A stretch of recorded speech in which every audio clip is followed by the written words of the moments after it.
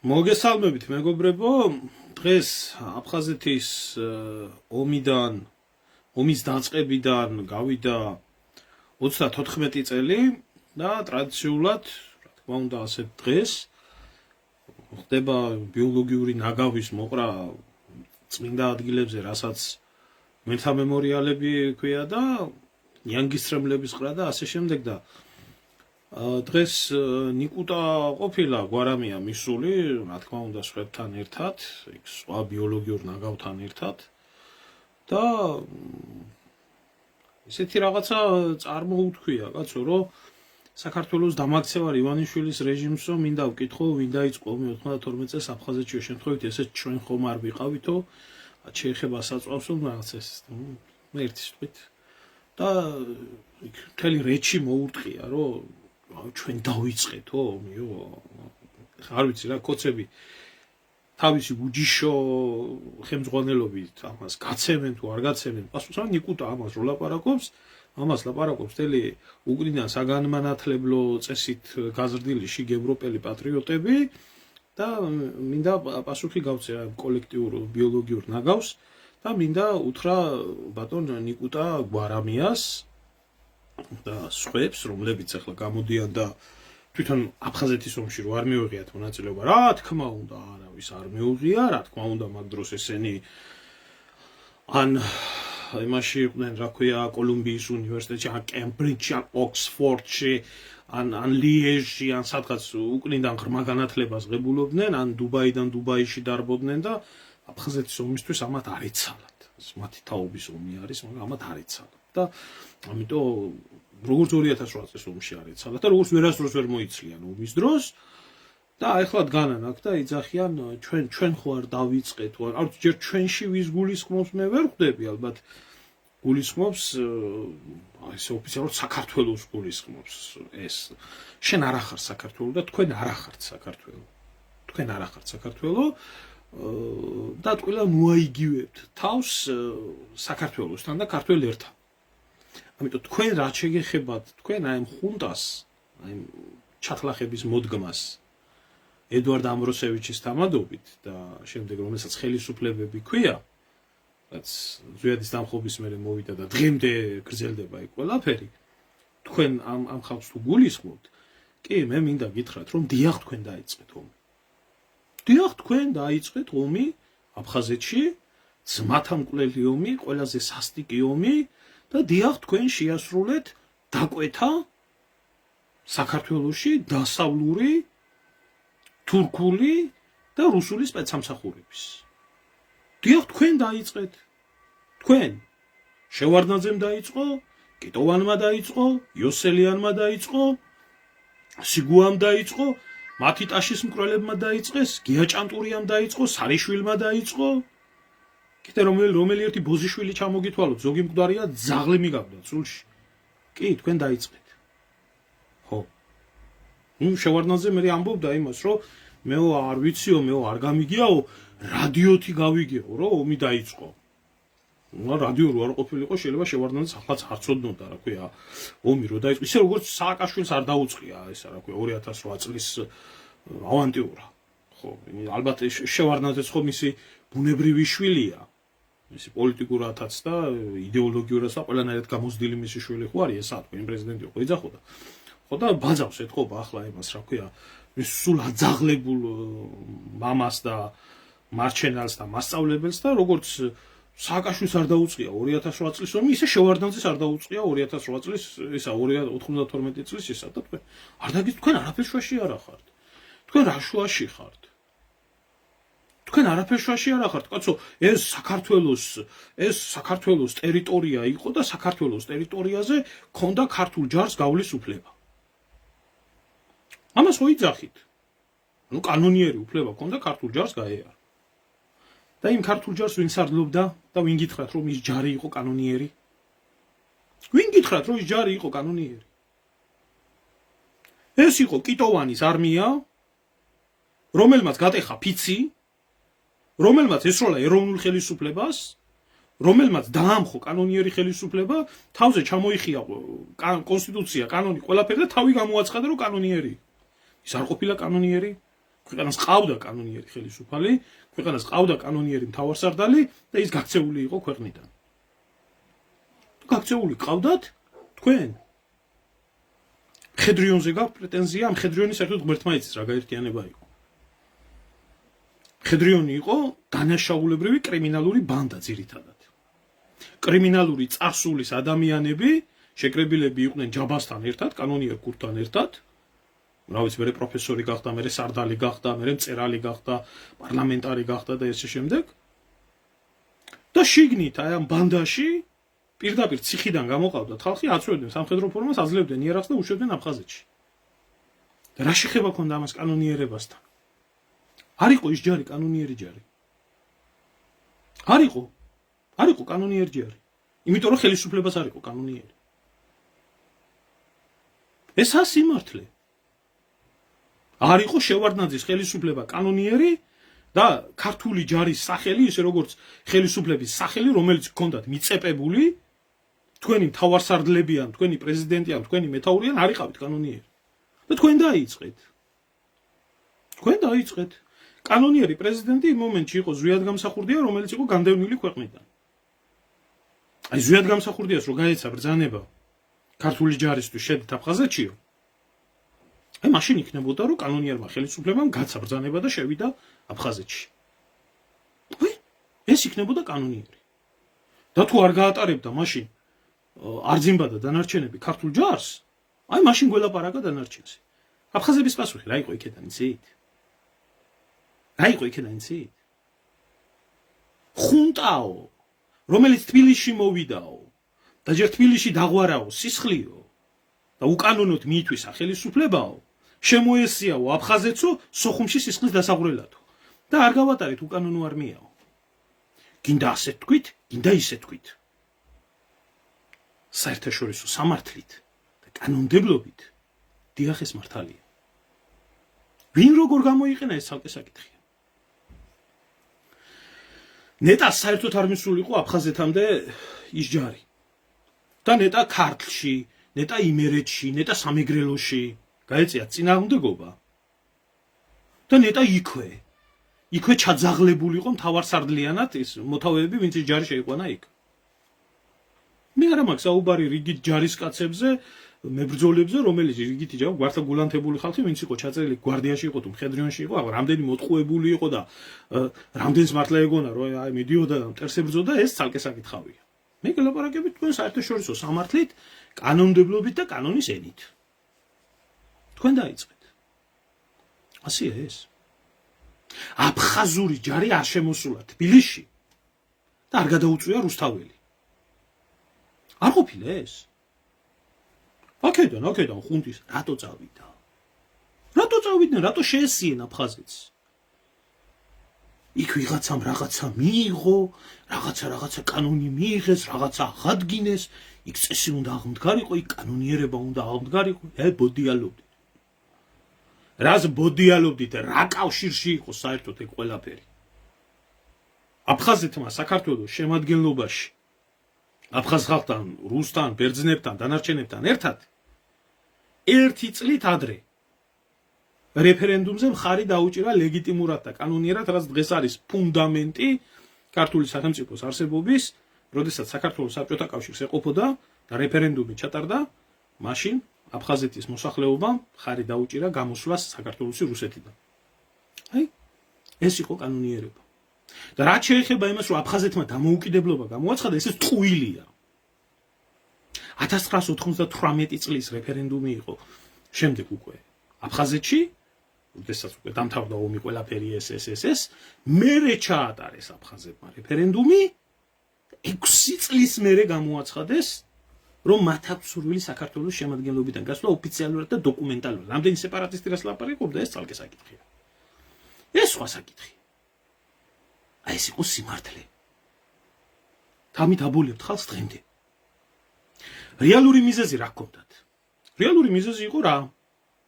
ძალაუფლება, ხუნტა, რომელიც მოვიდა სათავეში, რომელიც მოაჯდა ხელისუფლებას, ეროვნული ხელისუფლება დაამხო და მიითვისა, ვერ ინარჩუნებდა ძალაუფლებას, იმიტომ არ ქონდა ხალხიდან ლეგიტიმაცია, არ ქონდათ კანონიერება, იყო აქციები, იყო არეულობა, თებერვლის არეულობა, მიტინგები აქეთ-იქეთ. დგებოდა ეკონომიკური კრიზისი, ყველა მიცოდა რომ ვერ შეინარჩუნებდნენ ესენი. ვერ შეინარჩუნებდნენ ძალაუფლებას. იმიტომ ძალაუფლებას თუ ვერ შეინარჩუნებდნენ, რა უნდა ეკნათ? საჭირო იყო მოსაძებნი იყო მტერი. მოსაძებნი იყო მტერი, რომელი მტერიც გამოცხადებოდა მტრის ხატი და ამის მიმართ გაერთიანდებოდა ხალხი და წავიდოდა და ეს არავის გაახსენდებოდა. დაიწყეს ამათმა მტერის ძებნა.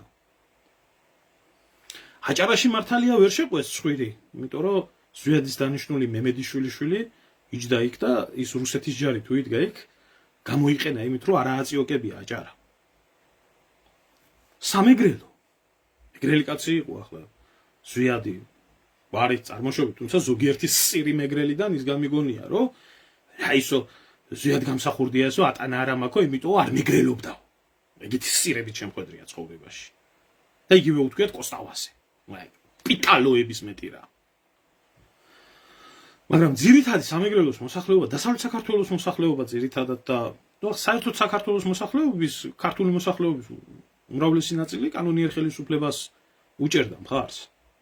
განსაკუთრებით დასავლეთ საქართველოში. სამეგრელოში და აფხაზეთში ძირითადად იყო ის ხალხი, რომელი ხალხიც იყო ზვიადგამსახურდი კანონიერი ხელისუფლების მომხრეები. დაიწყეს სამეგრელოს სამაგალითო აწიოკება. მოდი ჯერ სანამ მივალთ აფხაზეთამდე რა ხდებოდა? რა ხდებოდა სამეგრელოში? რა ხდებოდა სამეგრელოში? მეგრელები რომ მართლა სისხლით და ხორცით თხემიდან ფრჩხილამდე ქართველები არ იყვნენ. ამაზე მეტი მიზეზი რა ქონდათ მეგრელებს, რო არ ყოფილიყვნენ. რაც მხედრიონმა და ამათმა სამეგრელოში აკეთეს, საქართველოს ტერიტორიული მთლიანობიდან გასულიყვნენ.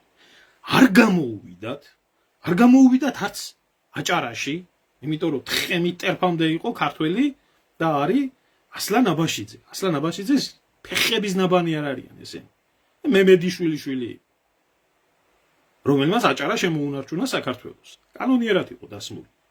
ვერ გამოუვიდათ ხანგრძლივი, იქ საერთოდ ცხვირი ვერ შეყვენ. სამეგრელოში ვერანაირად ვერ ქნა და მიზეზები მოიგონეს 1000, ვითომ რკინიგზა ადარდებდა, ვითომ აზერბაიჯანის და სომხეთის ტვირთი ადარდებდა. სინამდვილეში მოტივი იყო აფხაზეთში მცხოვრები ეროვნული და კანონიერი ხელისუფლების მომხრეები და ძალიან კარგად იცოდნენ, რომ აფხაზები ამას დაუჭერდნენ მხარს ამ ყველაფერს, რაც მოხდებოდა და შევარდნენ აფხაზეთში. თქვენ გონიათ, საქმის კურსი არ იყო არძიმბა, ეს ახლა ვიცი აფხაზებიც ნახავენ ამას და ბევრი კომენტარი და ეს მოუწერეთ. თქვენ გონიათ არ იყო ისა, რა ქვია? საქმის კურსი არძიმბა? ძალიან კარგად იყო საქმის კურსი. საქმის კურსი იყვნენ იქ გალშიც, რომ უნდა შესულიყვნენ ოჩამჩირესიც უნდა ყველგან. აი ეს სამი ვირთხა. მე აფხაზებს მინდა უთხრა, რომ აი ეს სამი ნაგავი. აი ეს ორი ამერიკის მარიონეტი, ეს ელცინი და ეს შევარდნაძე, აძაღლდა ამათი სული და აი ეს ამათი მარიონეტი, სულ აძაღლებული.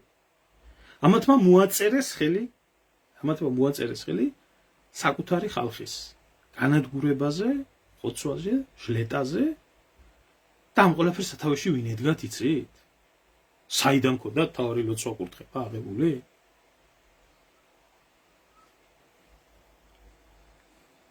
აი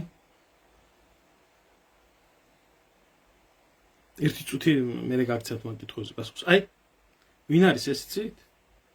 ნომერ პირველი, ყველაზე ცნობილი მხედრიონელი, ყველაზე დიდი სოფლიო დონის მხედრიონელი, სულ აძაღლებული ბეიკერი. სულ აძაღლებული შევარდნაძის მომხრე სოფლიო პოლიტიკოსი და ნომერ პირველი მხედრიონელი.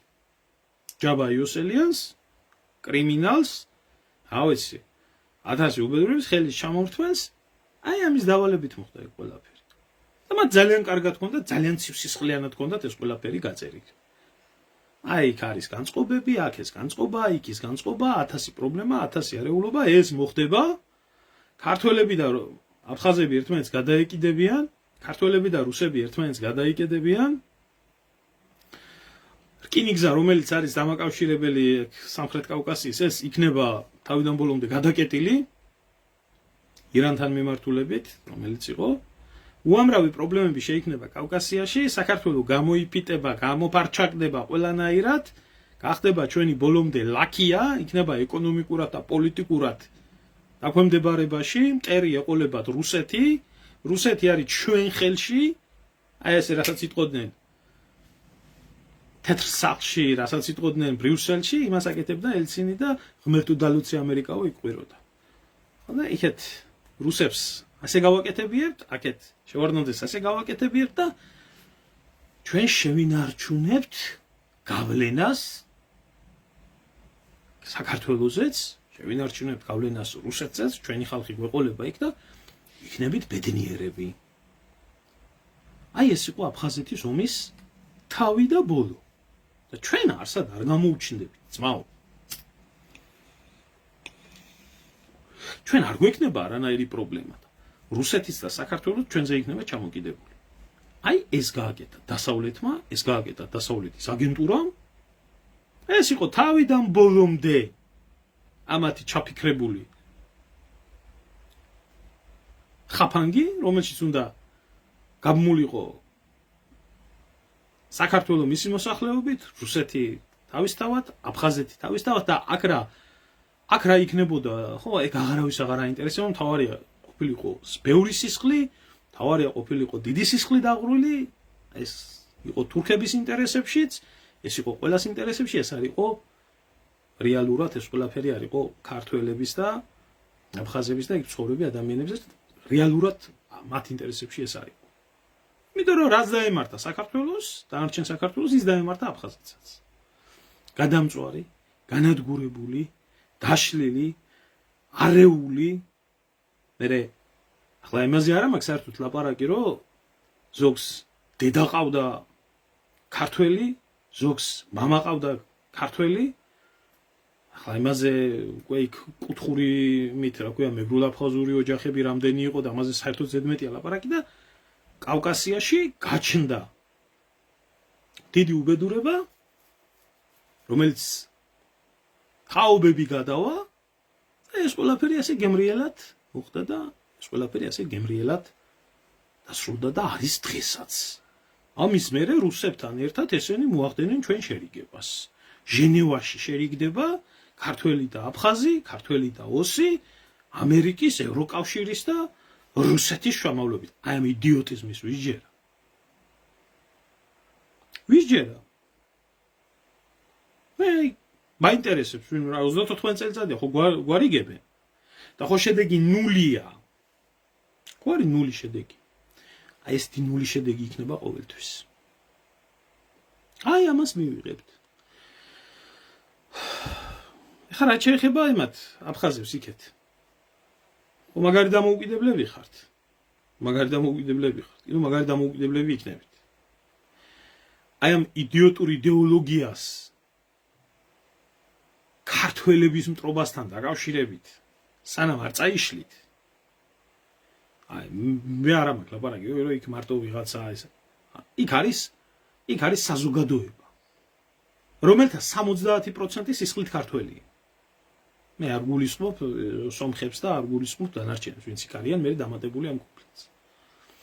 სანამ თქვენ გიქნებათ თავში, რომ ქართველი არის ნომერ პირველი მტერი, სანამ თქვენ გიქნებათ აი ეს უაზრო სიზღი და სიძულვილი, რომელიც ჯერ ოსმალებმა ჩაუგდეს თავში, მერე რუსეთის იმპერიამ ჩაუგდო თავში, მერე იმან რა ქვია სუსლოვმა და ხრუშჩოვის ხელისუფლებამ, მერე არძიმბამ და ასე შემდეგ, სანამ გააგრძელებთ თქვენ ამ ყველაფრის აზროვნებას, რომ ფანდი არაფერი არ გეშველებათ. ასევე ქართველებს არაფერი არ ეშველება, სანამდე არ გვეშველება, აქეთ ხარეს, ენგურს გამოღმა, სანამდე ნომერ პირველი მტერი არ გვეყოლება რუსი, აი და რუსეთს არ დაბრალდება ყველაფერი, სანამდე აი ეს ყალბის სიტყვები, ჩვენი აფხაზი და ოსი ძმები და ყველას რო ფეხებზე კიდია, აფხაზიც, ოსიც, სადაყავთ ამათ ძმები, სადაყავთ ამათ მეგობრები, ვინ უნდა იყოს ქოცის და ნაცის მეგობარი. ქოცის და ნაცის მეგობარი არის ფული და თანამდებობა, არ არის ამათთვის ეს ყველაფერი. მანამდე ვერ წავალთ წინ. და არც არასდროს არაფერი არ გვეშველება. რაც შეეხება მთელ მსოფლიოს, რაც შეეხება მთელ სიტუაციას, ერთი წუთი რა შენ შემოგივლე, მიშა სურათი რო დაგინახეთ, ლადგული გამისკდა. უნაუსოზე რა უნდა გითხრა?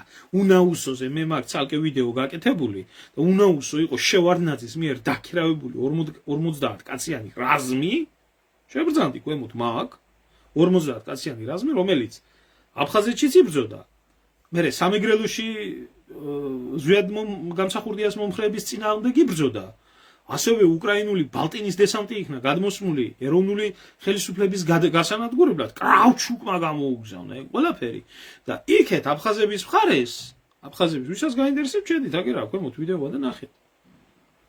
უამრავი უკრაინელი იბრძოდა და უკრაინელი გმირები იყვნენ და არიან დაჯილდოვებული აფხაზების მხრიდან, სეპარატისტების მხრიდან. ყველამ ხელი მოითბო ქართველების უბედურებაზე და აფხაზების არ ყოფნე ამ ერს. ნაწილი არიან ჩვენი, ახლა არ ვიცი მე თავში ვის აქვს ატრიალებული რაღაცა კაცო იფიქრონ ისე როგორც უნდათ, დროთა განმავლობაში მოვლიან და დაფიქრდებიან იმაზე, რაშიცაა საქმე. აი ეს გააკეთა ჩვენმა უკრაინულმა ძმებმა. აი ეს გააკეთეს ჩვენმა უკრაინელმა ძმებმა. მე არ უნდა რატო უნდა დავანებო? პროპაგანდა არ არის, ეს არის ისტორია. ეს არის ისტორია. და ნუ ტენით აქეთ ჩვენ უკრაინულ ძმობას.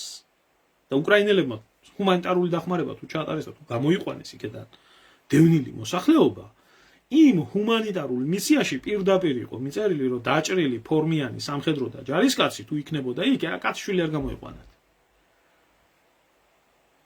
და ნუ ტენით ამ ქვეყანას იმას რაც არ ყოფილა. არ ყოფილა. ფულს თუ გადაუხდიდი უკრაინელ მეტიში კაზაკები დადგებოდნენ აღდათ ვიცი, სანამდე გაგრადა ეცემოდა. კაზაკები თქვენ აიყვანეს. იმათ ხარეს მებრძოლები. და რატო ბრძოლობდო, რო უთხრეს? ფული გადაგვიხადესო და ჩვენი ჯიში და მოდგმა ასე იყო, სულო, რომ ვიბრძოლითო ფულის გამო. გადაგვიხადეთო, ფულიო. თქვენ ხარეზე ვიბრძოლებდო. სავსე იყო. გაგრაში და იმაში, ლესელიძაში, ბანკები რო იყო, საბჭოთა იმით. ფულები, ჯერ კიდე რო ფულობდე. მოგვეცით ფული და წავალ ჩამოვიყვანთ. არა, ესე უნდა დავხრიტოთო.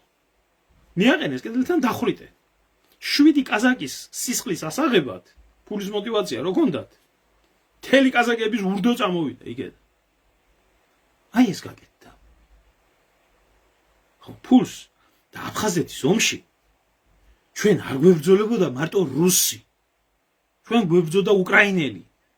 ჩვენ გვებრძოდა დნესტრისპირეთიდან ჩამოსული უზარმაზარი, ისა რა ქვია, მოლდაურ, უკრაინულ, ადგილობრივი კაზაკების ისა. იბრძოდნენ პოლონელები იქეთ მხარეს, რუმინელები, იბრძოდნენ ესტონელები, იბრძოდნენ ბერძნები, იბრძოდნენ თურქები. მთელი ინტერნაციონალი გვებრძოდა. კი, რა თქმა უნდა, მთავარი ძრავა ამის იყო დედა რუსეთი. მაგრამ ხალხი ჩრდილო კავკასიელების გარდა, აი ეს ხალხის კიდე უამრავი გვებრძოდა იქ. იორდანიიდან და სირიიდან ჩამოსული მებრძოლები. ყველა მონაწილეობდა. ისრაელის დაზვერვის სპეცსამსახურები რამდენიც კიდე იქეთ იყო. ასე რომ აქ თქვენ უბრალოდ დღევანდელ რეალობაში გინდათ რომ მხოლოდ და მხოლოდ ერთი მტერი ყავს. არა ყავს მტერი, ყველა მტერი ყავს საქართველოს. ყველა მტრებია საქართველოსი. და პრობლემა არის ერთადერთ რაღაცაში. ვერც ერთი მტერი ვერაფერს ვერ დააკლებს საქართველოს. რო არ ყავდეს ამდენი შიდა მოღალატე. ამდენი ქვეწარმავალი, ამდენი გაიზვერა, ამდენი ვირთხა და ესეთი ბოგანო ნაგავი ხალხი არ აკეთებდეს პოლიტიკას საქართველოში. აი ეს იყო ამ ყველაფრის შედეგი.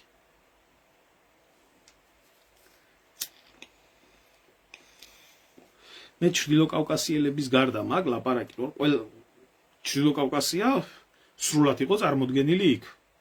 სრულად იყო წარმოდგენილი. ინგუშებზე რო იციან, თქვა. იქ ინგუშებიც იყვნენ.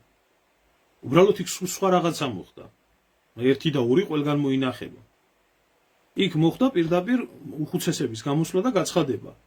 თუ ვინმე წავა იარაღით ხელში ქართველების წინააღმდეგ, ეგაა ძმის წინააღმდეგ წასვლა და ის უკან ვერ დაბრუნდება. არ ნიშნავს, რომ 100%-ით არა იყო 0.001% ინგუშების, რომლებიც იქაც იყვნენ. მაგრამ ეს არ იყო თვითონ ინგუში ხალხის მხარდაჭერილი 1 და 2 უხსენებელი, ავეცი. ალბათ მართლა დაემფაროს თქვა ახლა ყველა ოჯახშიო, მაგრამ უმრავლეს ოჯახში მოინახება ალბათ. და ყველა გვარშია თითო შემარცხვენელი ახლა, ერში და იმაში კი არა. აი ეს იყო რეალობა. და ყველაზე დიდი მტერი ის და თბილისში იყო შევარდნაძე, იყო იოსელიანი, იყო კიტოვანი, იყო სიგუა, რომელსაც თმის ღერი არ ჩამოვარდნიათ. და როდესაც სოხუმის დაცემის მომენტი დადგა და როდესაც სოხუმში ჩიტი ვერ შეფრინდებოდა და ვერ გამოფრინდებოდა, მაშინ ედუარდ ამბროსევიჩი რუსებმა აი ესე ხელდასმული გამოაფრინეს იქედან და ყველაფერი დააბრალეს, თურმე აი მაგარი პილოტი ყავდაო და იმან გამოიყვანაო და ისინი იქ ჩატოვა. შარაძე და გაბისკირია და დანარჩენები. იქ ჩატოვა. თქვენო გვირები იყავითო და მე პრეზიდენტობას გავაგრძელებ. და ის შარტავას დიალოგი რო არის ცალკე იმასთან ელიავასთან, რომ შემოდითო საქმეაო გასაკეთებელიო და არ შემოვიდგენო. იმ ხაფანგში უნდა და შეეყოთ თავი ელიავას და კობალიას და დანარჩენებს და გამზახურდიაც იქ შესულიყო და იქ ჩაეკლათ ისინიც დანარჩენი. და 5000 კაციანი ჯარი კოდორზე ყავდათ და არ მიაშველეს. მდინარე კოდორზე იდგა. და რო დაეცა სოხუმი ერთიმაში გააბუნძულეს უკან. ასე იყო ეს. როგორ მოხდა? რანაირად მოხდა? გადაშალეთ ბატონო ვაგერ. 27 ივლისის სოჩის ხელშეკრულება, სადაც პირდაპირ ჩაუწერა შევარდნაძემ აფხაზური სტრუქტურების შემოსვლა, ქალაქის განიარაღება, 150 კაციო ვიდეო ვაგერ ჩანაწერი. ჩვენო 150 კაციო გაუშვითო, რომ ვინც იარაღს არ ყრის, რომ დავაყრებიოთ და გამოვიყვანოთ და განვაიარაღოთ სოხუმიო. ქალაქი რომელიც ვერ აიღეს. თქვენ რა ქენით, იცი? დიდი პატივი მიაგეთ, სულ აძაღლებულს, მის მიწაზე რო ვერ დაიმარხა, ისე რომ ყარაული რო არ ადგია თავზე. უბრალოდ ვინმე არ მივიდეს და არ ამოთხაროს. სამებიდან გამოასვენეთ. და გამოსათხოვარი სიტყვები უთხარი დიდი თბილი საპატრიარქოს სახელით.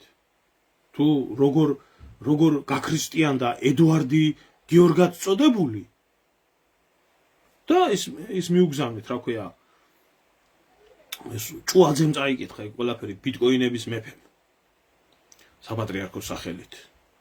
და ისქენით, რა ქვია, ბეიკერი ჩამოვიდა გასვენებაში და როგორ დააფასეს და როგორ იმასწნეს და ამაში არის საქმე.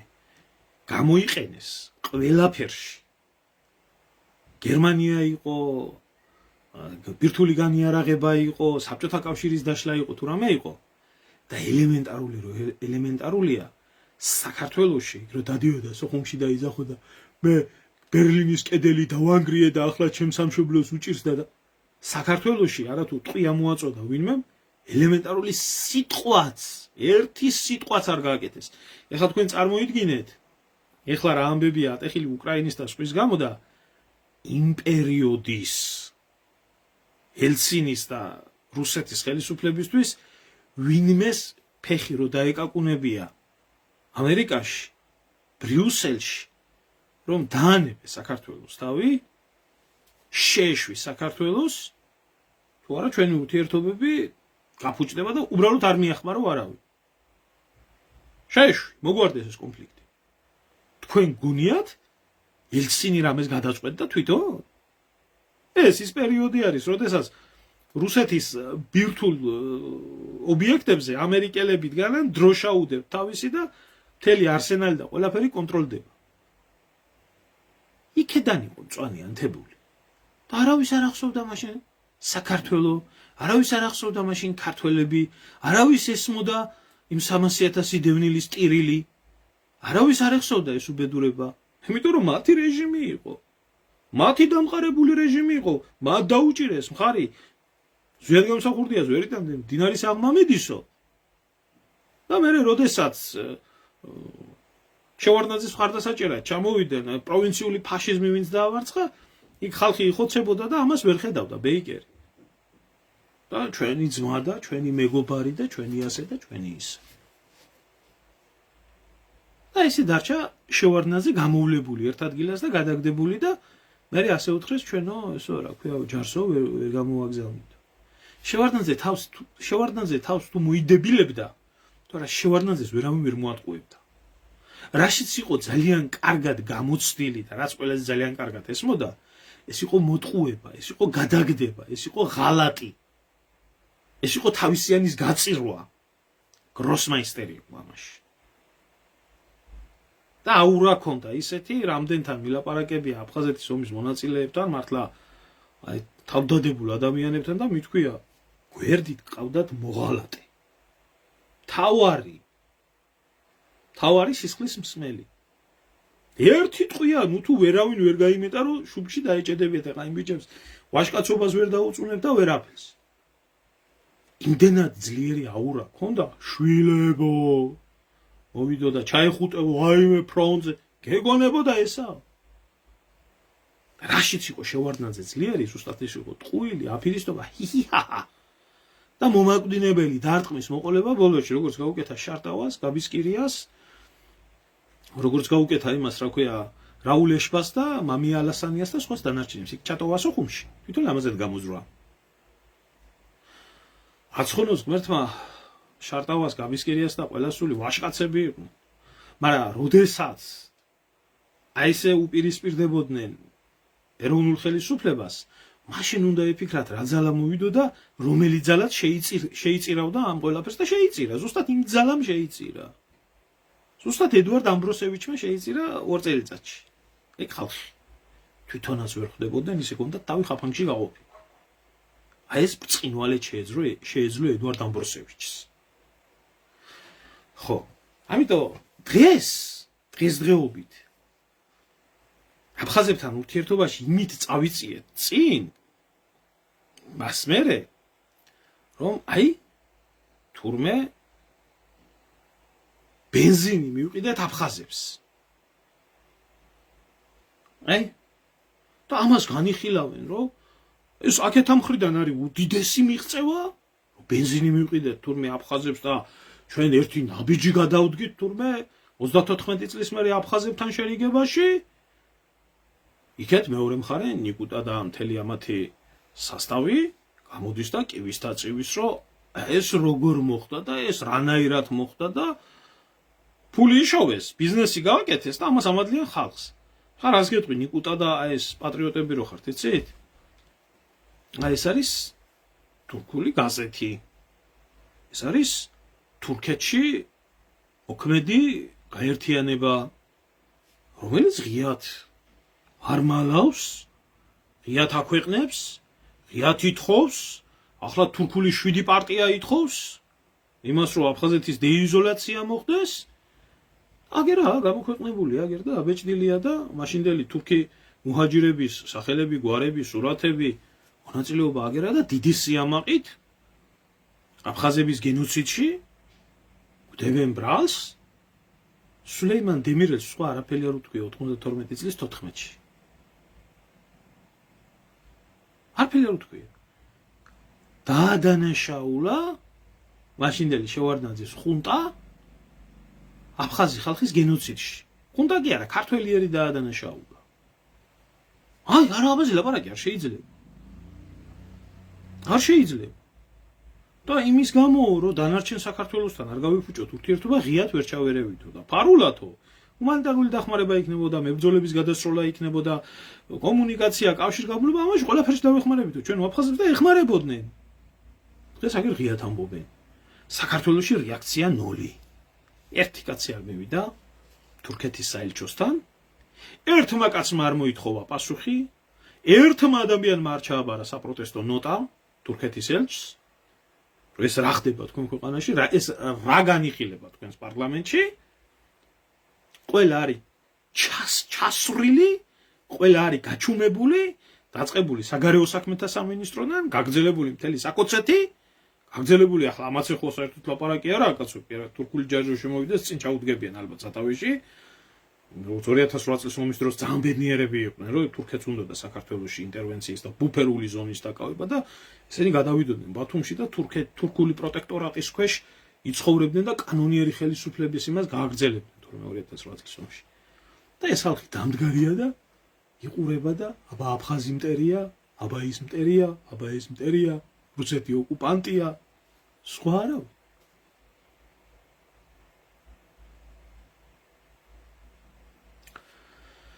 ხო და რასაც ვამბობ, ჩემო ზაურ აბსოლუტური უმრავლესობა ქართველების, ვისაც ქართული გენეტიკა გააჩნია და ვისაც აზროვნება აქვს შემორჩენილი, ყველა იგივეს ფიქრობს, ყველა იგივეს გრძნობს, იმიტომ რომ ყველას ახსოვს 1000 წლოვანი ქართულ-თურქული დაპირისპირება და მტრობა. და ამ 1000 წლის მანძილზე შეიძლება იყო დაახლოებით ერთი 200-250 წელი ისეთი, როდესაც ქართველები ჩაგრავდით მაგათ. მაგრამ დანარჩენი 750 წელი ჩვენი სისხლის სწობით ვერ გაზღენ. და თურქებს აქვთ ერთი ასეთი გამოთქმა. ძველი მტერი მოყვრათ არასდროს გამოგადგებაო. და ქართველებში ეს ანდაზა არ მუშაობს. ისე როგორც სხვა ბევრი რაღაცა. ნუ ახლა ამათ თუ ქართველები ქვია. ასე რომ აი ამ დოდო დიშლას ნიკუტას ამას ტივი პირველს და თავიანთ დოდო დიშლა ხარდამჭერებს აგერა ვაკეში არის მე მგონი თურქეთის საელჩო. აფსით ახლა მაგ მემორიალიდან ჯერ მაგ რა გინდა თქვენი მისვლა იქ წაბილწვა ზოგადად იგაობის ბილწი ხალხი ახაროლებული ხალხი ეზიზღება ესე იგი რასაზოგადოებაა საქართველოში და აფსით იქ თურქეთის საელჩოსთან და მოთხოვეთ თურქებს თუ ასეთი რაღაცა რატო განიხილება თურქეთის პარლამენტში რატო ხდება ნებისმიერ კულტურულ ღონისძიებაზე აფხაზეთი თავისი დროშით, აჭარა თავისი დროშით, ახალციხის საფაშო თავისი დროშით, დანარჩენი საქართველო თავისი დროშით.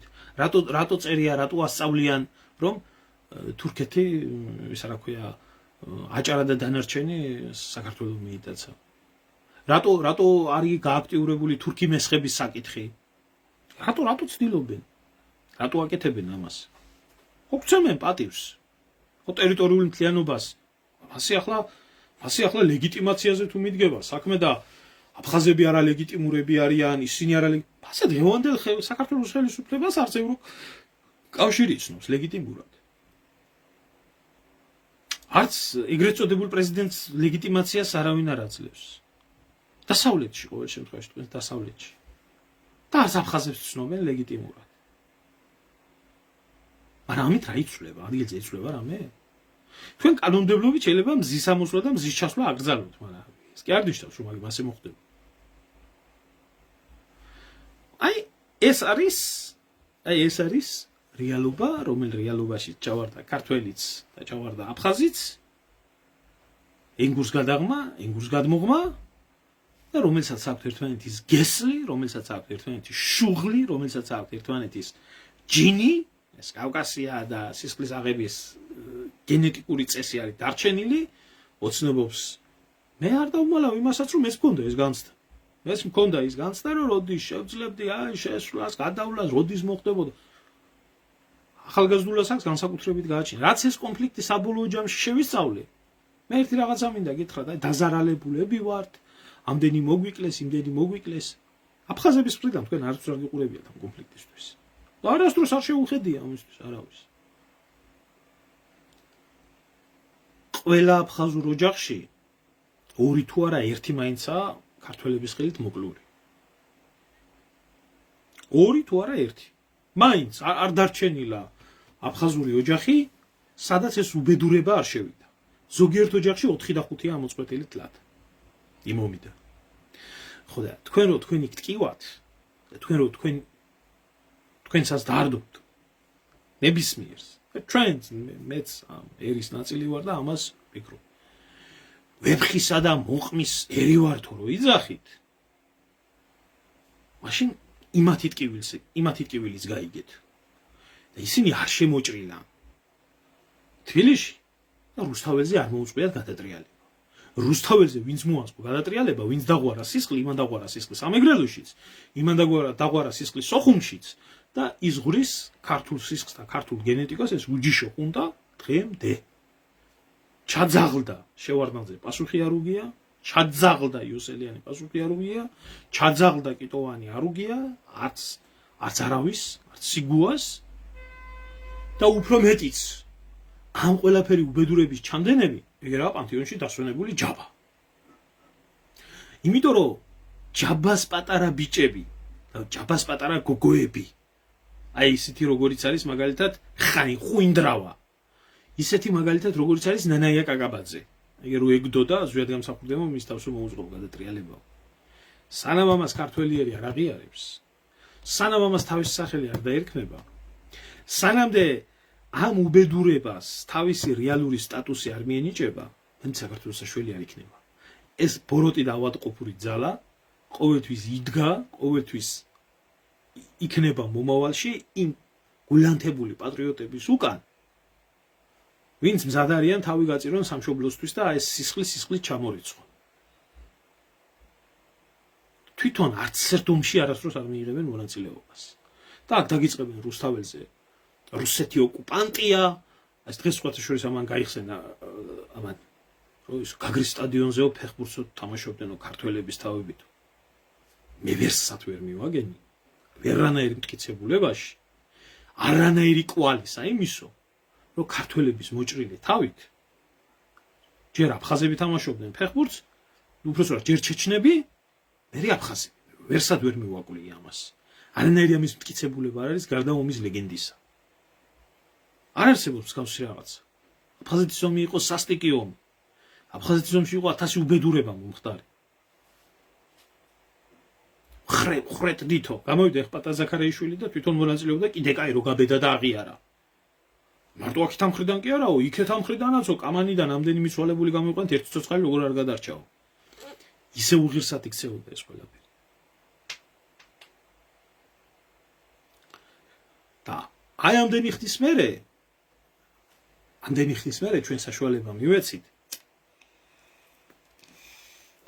ამ ხალხს ქვეყანა ემართა, ამ ბიოლოგიურ ნაგავს გაემწარებია როგორც ენგურს გამოღმა ხალხი და გემრიელად პასუხისგების გარეშე იყოს და ახლაც ბარამიძის თამადობით გამოვიდნენ და თურქული სპეცსამსახურების და დასავლეთის სპეცსამსახურების გამოთქმული ეს რა ქვია იდეები გადაფარონ თავიანთი განცხადებებით და დედა რუსეთი მფარველობს იქედან დედა რუსეთი რომ მოწმენზე ზემოქმედება იქნებაო და არ დააკავოთო ესო ბარამიძე და აფხაზების ეგრეთ წოდებული საგარეო საქმეთა მინისტრი და ისინი მადლობას უხდიან ენგურს გაღმიდან, რასაც ჩვენ ვამბობდითო რომ ეს ყველაფერიო დამტკიცდა. ბარამიძისნაირი მეომარი ღმერთმა აშოროს ყველას ეს ლიტველი ქართული გვარით და სახელით. ღმერთმა აშოროს ყველას, თუ ასე ძალიან ერჩის სული ეგერაა უკრაინა, ეგერაა რუსეთი, გასტროლებზე რო იყო ჩასული მოგიდოს იერახელი და წაეთრიოს და ეომოს რუსეთს და სხვა დანარჩენებსაც აი სისხლი რო გწყურიათ რუსთაველზე რო რუსეთს ებრძვით, ააჯვით ეგერ ერთი მეორის მიყოლებით და წადით უკრაინაში და იომეთ, იგია თქვენი სამშობლო. იქაა თქვენი სამშობლო. და იქ ჩაძაღლდით და იქ მოკვდით, თქვენ მოგიტყანთ გამზდელი საცოცხლებელი რომელი ხარ. სანამ ეს არ დამთავრდება, საქართველოს ვერასდროს ტერიტორიული მთლიანობას ვერ აღადგენს. და იმათაც გეტყვით, ვინც ფიქრობთ იმას, რომ ახლა რუსეთს უჭირს, ცოტაც რუსეთს გაუჭირდება და რო არ იქნება აფხაზეთის მფარველობის თავი, შევიჭრებით და აფხაზეთში ტერიტორიული მთლიანობას აღვადგინებთ. ვერ აღადგენთ. რატო ვერ აღადგენთ, იცი? იქ დღეს რუსია, ხვალ თურქი გამოჩნდება. ყოველთვის მოინახება ის ძალა, აფხაზეთი დაიკავოს. და თქვენ სხვერი არ შეგაყოფიოთ იქ. ეს ჯერ ერთი არასდროს არ მოხდება. არ იქნება მაგის სიტუაცია. რომ აფხაზეთში ისეთი ბაზებია, აფხაზეთში ისეთი სეისმური ლაბორატორიებია, აფხაზეთში ისეთი მნიშვნელოვანი სტრატეგიული ობიექტებია, იმას საქართველოს არავინ არ მიცემს. არ მისცემს. ეს გამორიცხულია. ჯერ კიდე 1918 წელს, როდესაც აფხაზეთის წმენდას ბოლშევიკებიდან და სხვა ელემენტებიდან მაზნიაშვილი ახორციელებდა, თეთრგვარდიელები კისერს იტეხავდნენ, დენიკინს თავზე ემხობოდა მთელი რუსეთი და აფხაზეთში მორბოდა. ჩემიაო აფხაზეთიო. და ამ დროს ჩვენი ძმა და მეგობარი თურქეთი, რომელმაც საქართველოს დამოუკიდებლობა პირველმა ცნო, ქართულ ჯარს ზურგში დესანტს უსხამდა. ორჯერ გადასხეს თურქებმა დესანტი აფხაზეთში 1918 წელს. მოქმედებდნენ. ეს იყო სიმართლე. სანამ იქიდან კინწისკვრით არ გამოყარა, მაშინ ცოტა სხვა გენერლები ყავდა და მაშინ ცოტა სხვა სიტუაცია იყო, მიუხედავად მაშინ რომ ზევით ყავდა 100% მოღალატე ხელისუფლება. და ეხლა რაც შეეხება იმას, აი საური წერს რომ მე არ მჭირდება აფხაზეთის ძალით არც მოხდება, აი გამორიცხულია. ყველას თავისი სიმართლე აქვს, ყველას თავისი შეხედულება აქვს ამ ყველაფერთან დაკავშირებით. იქ ვიღაცა არძიმბა იყო ქვეწარმავალი, იქ ვიღაცა მეორე იყო. არძიმბა რო კვდებოდა, მიაკვდა ძაღლის სულში. აფხაზეთის ომში დაღუპული აფხაზების მშობლები მივიდნენ და მომაკვდავს და ამხეს თავზე ყველაფერი. რომ შენი ამბიციების გულისთვისო, ჩვენი შვილებიო იქნაო დაღუპულიო. ეს რაც არ უნდა იყვირონ, რომ ასე და არძიმბა ჩვენი გმირია. მე სიმართლე გითხრათ, ეჭვი მეპარება იმაში, რომ არძიმბა მიცოდა ამ ომს რა მოყვებოდა ამ ხელა მსხვერპლი და ამ ხელა სისხლი თუ არა, მიუხედავად რომ გარეწარი და ქვეწარმავალი იყო, არ ამგონია რომ თავში ამ ყველაფერზე წასულიყო, იმიტომ რომ ადლეიბა რო იყო მაგ საქმეებთან საერთოდ რომ მიხვდა რასთან ქონდა საქმე, გაერიდა და წავიდა საერთოდ. მიუხედავად რომ ის გამოიყენეს და მისგან დაიწყო ყველაფერი. არ ამგონია რომ ამაზე წასულიყო. რო ცოდნოდა რა ამხელა უბედურება მოყვებოდა. ხო და არც ჩემოგელა, არც მე ერთ რაღაცას ვიტყვი. არც ჩემოგელა რუსეთთან კიდეც რო დალაგდეს, მარტო რუსეთთან ურთიერთობები. თუ არ დალაგდა უშუალოდ აი იმ ხალხთან, ვინც იქ ცხოვრობს და ვის მოწონს, ვის არ მოწონს, მაგრამ ასე რო არის, ზოგს დედა რო ყავს ქართველი, ზოგს მამა რო ყავს ქართველი, ზოგი ქართველად როა დაწერილი და 70% იდენტური არის. სისხლი, გვარი, გენეტიკა, ყველაფერი. სანამ აი იმ ხალხთან არ დარაგდება საქმე და აქვთ იმათ თავისი პრეტენზიები და აქვთ სერიოზული პრეტენზიები თუ რატო? ისინიც ისეთივე ომისთვის გაწერული ხალხია, როგორც დანარჩენი საქართველო, მანდ არაფერი არ ეშველება. სამაჩაბლოდან განსხვავებით, ცხინვალის რეგიონიდან განსხვავებით, აფხაზეთის ომს, აფხაზეთის კონფლიქტს აბსოლუტურად სხვა ელემენტები გააჩნია. რადიკალურად განსხვავებული. აი ელემენტარულს გეტყვით.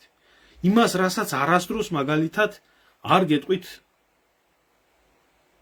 ოსი. აი, დაკვირდით აფხაზის ფენომენს. იური კვიცინია რას წერს ერთ-ერთ ფორუმზე. დაკვირდით. დიდგორის ბრძოლა მოიგო აფხაზების მეფემ დავითმა თავისი აფხაზი მებრძოლებით და ქართველები იქ არაფერ შუაში არ არიან. ამას წერს აფხაზი. ახლა იქ დააკვირდი, რომ ეს შიზოფრენია, ისა. ესენი თვლიან, რომ საქართველოს ისტორიის ის დიდი ნაწილი, რომელიც შეეხებოდა ბაგრატს, რომელიც შეეხებოდა ლეონ მეორეს, რომელიც შეეხებოდა ოქროს ხანას, იგივე ლაშა გიორგის მიმართებაში, ეს ყველაფერი მათია. აქ სულ სხვა ელემენტი არის. აქ სულ სხვა აზროვნება, აქ სულ სხვა ფსიქიკა, აქ სულ სხვა პრეტენზიებია. წარმოგიდგენიათ? იგივე ლეონ მეორე, რომელიც ასევე ქართველების უდიდესი მეფეა, დანარჩენი საქართველოსი. იქ აღმატებული არის, რომელმაც ქუთაისში გადმოიტანა დედაქალაქი დასავლეთ საქართველოს გააერთიანა. ესენი თვლიან, რომ ეს არის მათი დიდი მეფე. გადახედეთ ამ ხალხს. აბსოლუტურ უმრავლესობაში სახელი ბაგრატი როგორაა გავრცელებული. დავითი როგორაა გავრცელებული. ანუ აქ აფხაზეთთან სულ სხვა პრეტენზია არის და აფხაზეთის კონფლიქტის მოგვარება ჩვენ ჩავაბარეთ სოროსელ ძმებ მძღნერიშვილებს, რომლებმაც ეს ყველაფერი გამოიყენეს რუსეთის სასარგებლოდ და რუსეთის საკეთილდღეოდ. და რაც შეეხება დასავლელ მეგობრებს, ჩვენმა დასავლელმა მეგობრებმა რა გააკეთეს, იცი? სულ თავიდან აფხაზეთის ომი როდესაც დაიწყო, გაეროში სტატუსი როგორ უნდა მიენიჭებიათ სეპარატიზმისთვის, გუდაუთელი სეპარატისტების სტატუსი გააჩნდათ. და ქართულ-აფხაზური კონფლიქტი კი არ ერქვა ამ ყველაფერს. ამას ერქვა კონფლიქტი აფხაზეთში. რადიკალურად განსხვავებული დეფინიცია, რადიკალურად განსხვავებული სტატუსია. იმდენი გააკეთეს ჩვენმა ეგრეთ წოდებულმა დასავლელმა მეგობრებმა, რომ აფხაზეთი როგორც მხარეთ ისე წარმოაჩინეს და მათ შორის აი მოღალატე ბერძნელიშვილები.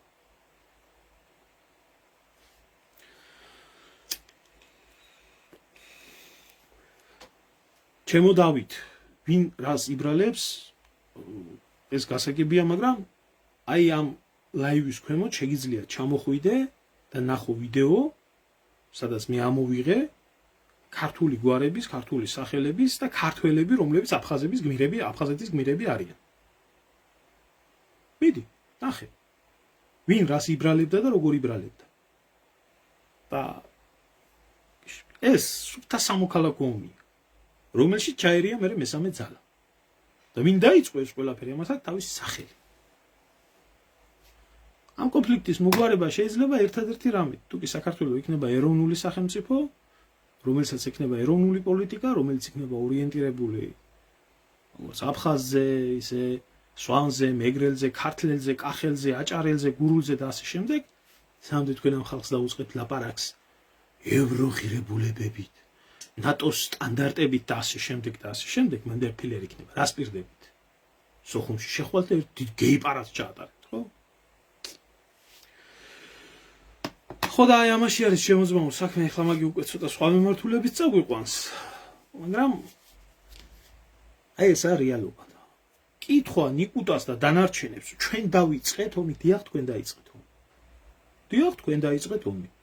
და სანამ იმ 1%-ს ხუნტის ხალხს, რომლებიც არც ერთიც არ ახართ, სადღაც 0.1% ხართ, შეიძლება 0.2%, რომელსაც ქართული პოლიტიკური და საზოგადოებრივი ელიტა ჰქვიათ, არ მოგეტყნებათ გამზდელი, არ დაიხვიტებით სამშობლოს მოღალატეები, ყველას რაც ცოდვა გაქვთ გაკეთებული.